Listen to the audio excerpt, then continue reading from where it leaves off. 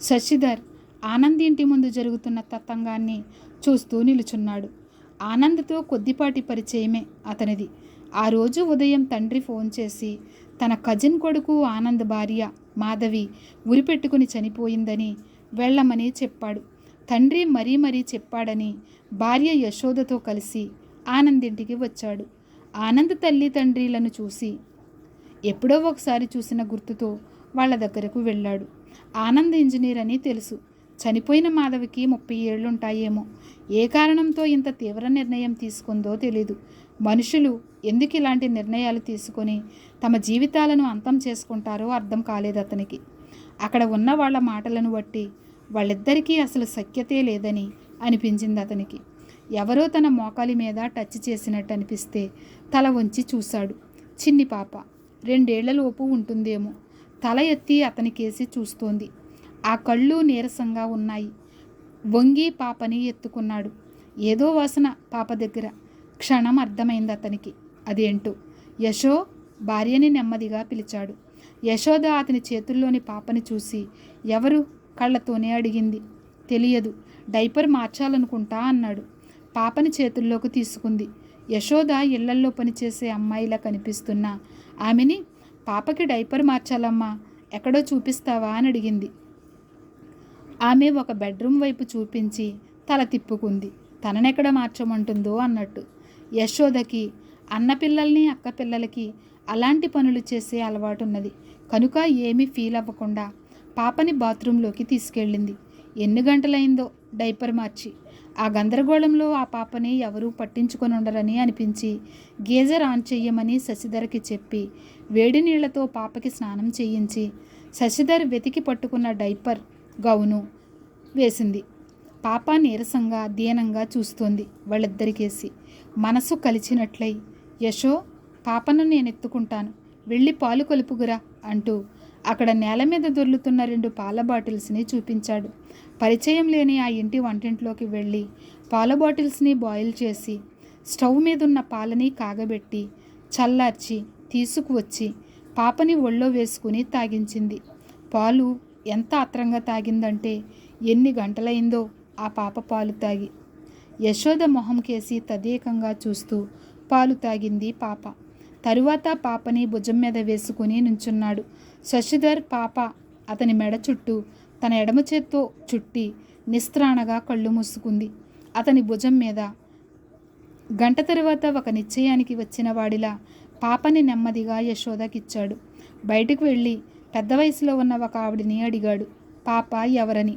ఉరేసుకుని సచ్చి మా పరువు తీసిందిగా, ఆవిడ కూతురే అంటే పాప ఆమె మనవరాలు. కొంచెం సేపు అయ్యాక ఆనంద్, మేము ఈ పాపను తీసుకెళ్ళి నువ్వు తీసుకురమ్మని చెప్పినప్పుడు తీసుకొస్తాను, ఏడిస్తే తీసుకొచ్చేస్తాను అన్నాడు. ప్రతిగా ఏమీ మాట్లాడకుండా నమస్కారం చేశాడు అతను. అతని కళ్ళల్లో నీళ్లు. పాపను తీసుకొని ఆటోలో యశోద బైకు మీద శశిధర్ ఇంటికి చేరుకున్నారు. పాప నిశ్శబ్దంగా యశోద కేసి చూస్తూనే ఉంది. ఇంటికి చేరేసరికి నిద్రపోయింది. ఇద్దరూ స్నానాలు చేసి పాప దగ్గర శశిధర్ కూర్చుంటే యశోద వంట చేసింది. పాపకు పెసరపప్పు వేసి గుజ్జన్నం వండింది. ఇద్దరూ భోజనం చేసి పాప దగ్గర కూర్చున్నారు. పాప ఎడవకపోవటం, తదేకంగా తమ కేసి చూడటం గురించి చిన్నగా మాట్లాడుకున్నారు. పాప లేచింది. టాయిలెట్కి తీసుకువెళ్ళి అన్నం తింటావా తల్లి లాలనగా అడిగింది యశోద. తింటా. ఒక్కసారి ఆశ్చర్యపోయారిద్దరు. అంటే పాపకి మాటలొచ్చన్నమాట. అన్నం చారు నెయ్యి వేసి తినిపించి కొద్దిగా పెరుగన్నం పెట్టింది. శుభ్రంగా తిన్నది. అన్నం తింటున్నంతసేపు పాప శశిధర్ కేసి చూస్తూనే ఉంది. తనని తండ్రి అని భ్రమపడటానికి తనకు ఆనంద్కి పోలికే లేదు. ఎందుకలా చూస్తోంది? చిన్నపిల్లలు సహజంగా కొత్త వాళ్ళని చూసి భయపడతారు. పాప అలా లేదు. చేతులు సాచాడు. పాప తన ఎడమ చేయి అతని కంఠం చుట్టూ చుట్టేసి అతని భుజం మీద తలవాల్చింది. మరునాడు శశిధర్ ఆఫీస్కి వెళ్ళాక మిషన్లో బట్టలు తీసి ఆరేస్తుంది యశోద. శశిధర్కి ప్రైవేట్ సెక్టార్లో ఉద్యోగం. వాళ్లకు పని మనిషి లేదు. పెళ్ళయ్యి 6 నెలలు అయ్యింది. శశిధర్ అన్ని పనుల్లో సాయం చేస్తాడు. అతని ఉద్యోగం పెద్దది కాకపోయినా యశోద తండ్రి అతని గుణగణాలు తెలుసుకొని పెళ్లి చేశాడు. ఒక ప్లానింగ్ ప్రకారం 2 ఆడపిల్లలు, కొడుకు. చదువులకి పెళ్ళిళ్ళకి దాచిన డబ్బుతో చాలా చక్కగా అన్నీ నిర్వహించాడు లలిత తండ్రి. మామగారిచ్చిందంతా యశోద పేరున డిపాజిట్ చేశాడు శశిధర్. టైలరింగ్ తెలిసిన యశోద అదే తన వృత్తిగా మలుచుకుంది.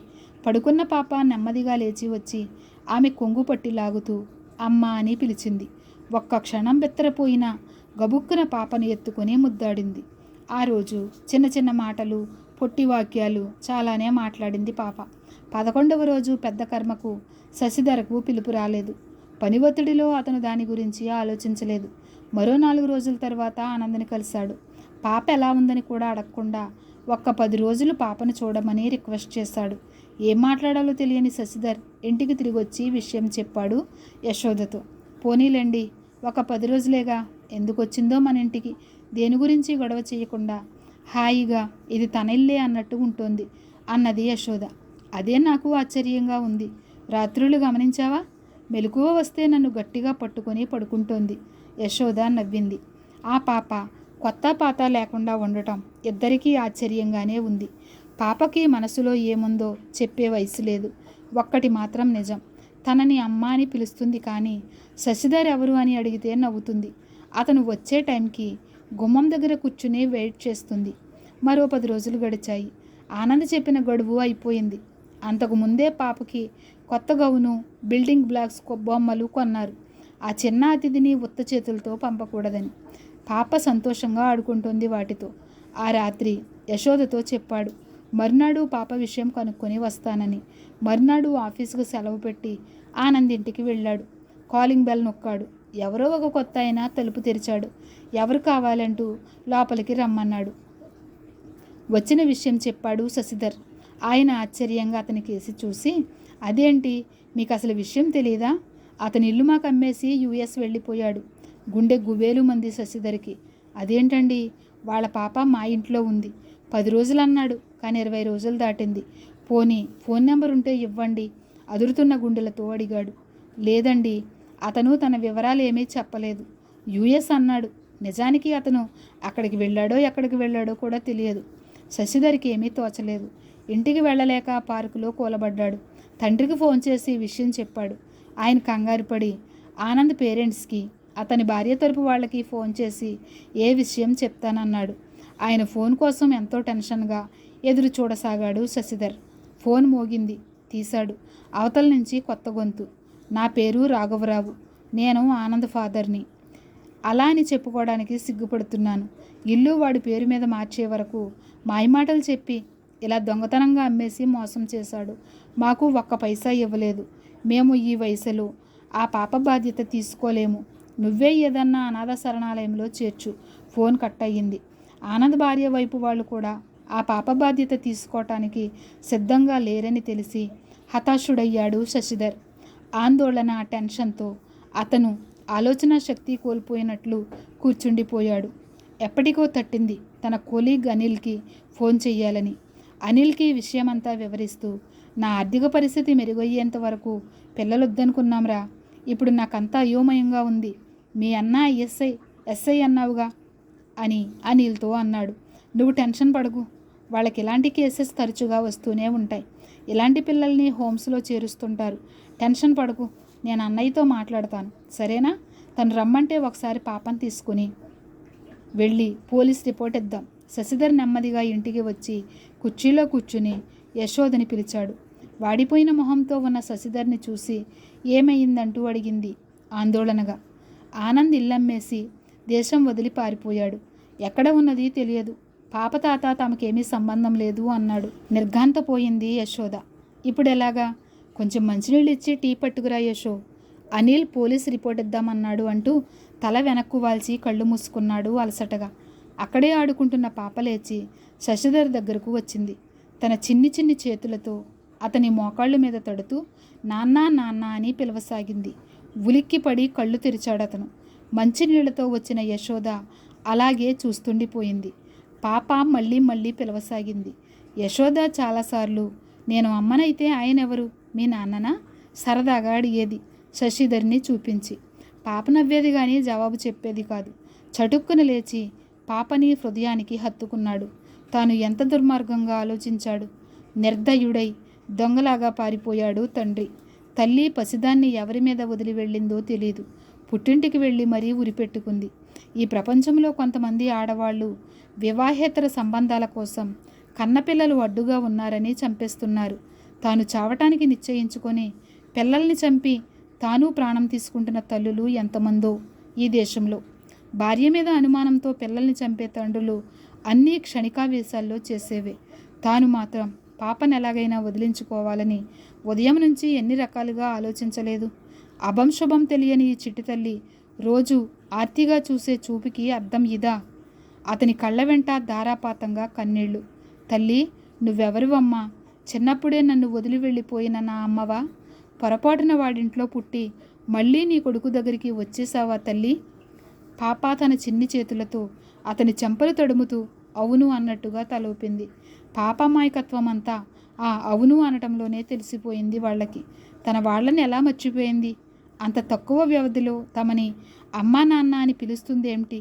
అన్నీ జవాబు లేని దొరకని ప్రశ్నలే. యశో పాప ఎవరికీ అక్కర్లేదట. నేను ఉదయం నుంచి పాపని ఎలా వదిలించుకోవాలని, పోలీసుల సాయం తీసుకోవాలని ఎంతో దుర్మార్గంగా ఆలోచించాను. తల్లి, నన్ను క్షమించు పాపతో అన్నాడు. పాప నవ్వింది. యశోద పాపని చేతుల్లోకి తీసుకొని, బంగారు తల్లిని ఎవ్వరికి ఇవ్వద్దు, మనం ఎవరి సలహాలు తీసుకోవద్దు. ఈ విషయంలో ఎవరి ప్రేమని పొందని ఈ పాప చూపులకర్థం ఇప్పుడు తెలిసింది నాకు. అసలే నా పేరు యశోద అన్నది నవ్వుతూ. అయినా నేను పాపకి పేరు కూడా పెట్టేశాను అంటూ పాపని అడిగింది. నీ పేరేంటమ్మా? సుప్పియా అంది పాప. సుప్పియా కాదమ్మా, సుప్రియ. పాప మళ్ళీ సుప్పియా అంది. తాను చెప్పింది కరెక్టే అన్నట్టు.